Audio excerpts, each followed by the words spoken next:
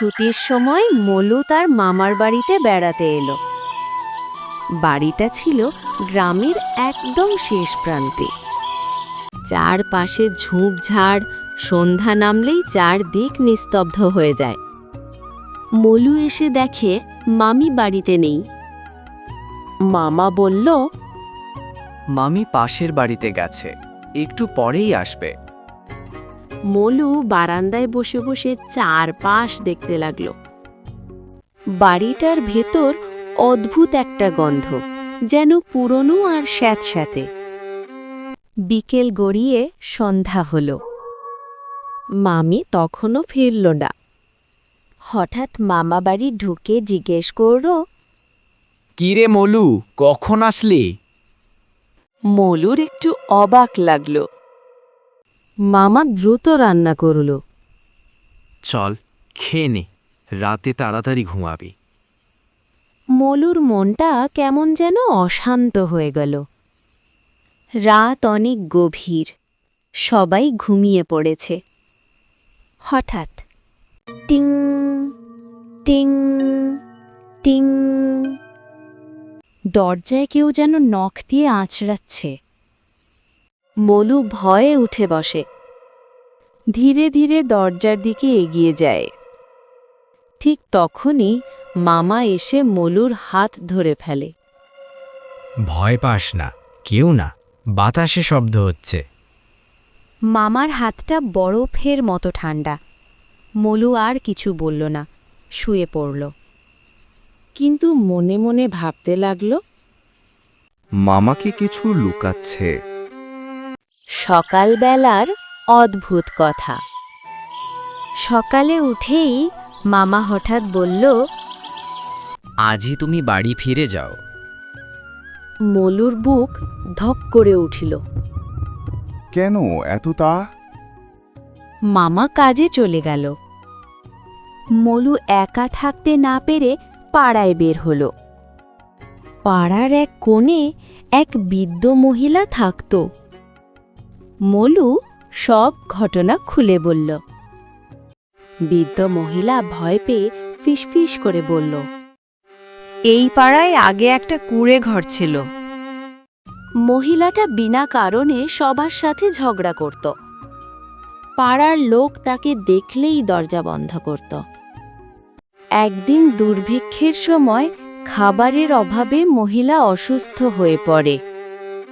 তার ছেলে তাকে নিয়ে সাহায্য চাইতে পাড়ায় ঘুরে বেড়ায়, কিন্তু সবাই দরজা বন্ধ করে দেয়। শেষ পর্যন্ত দুজনেই অনাহারে মারা যায়। মরার পর থেকে ওই মহিলা রাতে দরজায় দরজায় টিং টিং করে, খাবার আর আশ্রয় চায়। মলুর শরীর ঠান্ডা হয়ে গেল। তাহলে গত রাতে দরজায় যে শব্দ, যে বাড়িতে সে ঢুকে পড়ে সেই বাড়ির কেউ আর বেশি দিন থাকে না। দৌড়ে মামার বাড়ির দিকে তাকালো। সে দেখল বারান্দায় কেউ দাঁড়িয়ে আছে। একজন মহিলা, কোলে একটা ছেলে, আর ধীরে ধীরে দরজার দিকে হাত বাড়াচ্ছে। মলু ভয়ে চিৎকার করে উঠল। বারান্দায় যে ছায়াটা দাঁড়িয়েছিল সেটা ধীরে ধীরে মিলিয়ে গেল অন্ধকারে। হঠাৎ মামা দৌড়ে এসে বলল, মলু, ঘরের ভেতরে ঢোক, দরজা বন্ধ কর। মলুর কাঁপা গলায় প্রশ্ন। মামা, ওটা কে ছিল? মামা কিছুক্ষণ চুপ করে রইল। তারপর দরজা বন্ধ করে ধীরে বলল, যা দেখেছ সেটাই পাড়ার অভিশাপ। মামা একটা পুরনো কাঠের সিন্দুক খুলল। ভেতর থেকে বের করল একটা ছেঁড়া কাপড় আর শুকনো ভাতের হাঁড়ি। এই জিনিসগুলো আমি প্রতি বৃহস্পতিবার দরজার সামনে রাখি। ওই মহিলা আর তার ছেলেটার আত্মা যেন শান্ত থাকে। মলু অবাক হয়ে বলল, তুমি জানো তবু এখানে থাকো কেন? মামার চোখ ভিজে গেল। কারণ আমি সেদিন দরজা বন্ধ করেছিলাম। মলুর বুকটা ধক করে উঠল। হঠাৎ বাতাস জোরে বইতে লাগল। জানালা নিজে থেকেই খুলে গেল। একটা কাঁপা কণ্ঠ ভেসে এলো। বার। মলু দেখল ঘরের কোণে এক মহিলা দাঁড়িয়ে, চোখ দুটো ফাঁকা, মুখ শুকনো। তার পাশে একটা ছোট ছেলে ভাতের হাঁড়ির দিকে তাকিয়ে আছে। মলু কান্নায় ভেঙে পড়ল। আমরা ভুল করেছি, আমাদের ক্ষমা করো। হঠাৎ মোরগের ডাক, সবকিছু মিলিয়ে গেল। ঘর আবার শান্ত। সকালে পাড়ার লোকজন এসে দেখে মামার বাড়ির সামনে খাবারের হাঁড়ি উল্টে আছে, কিন্তু ভেতরের ভাত নেই। বৃদ্ধ মহিলা ফিসফিস করে বলল, আজ প্রথমবার ওরা তৃপ্ত হয়েছে।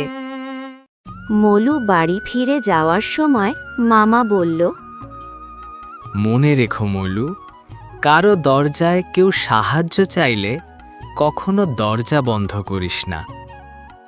মলু পেছনে তাকিয়ে দেখিও বাড়ির ছায়ায় সেই মহিলা আর তার ছেলে দাঁড়িয়ে আছে, কিন্তু এবার ওদের মুখে ভয় নয়, একটা শান্ত হাসি।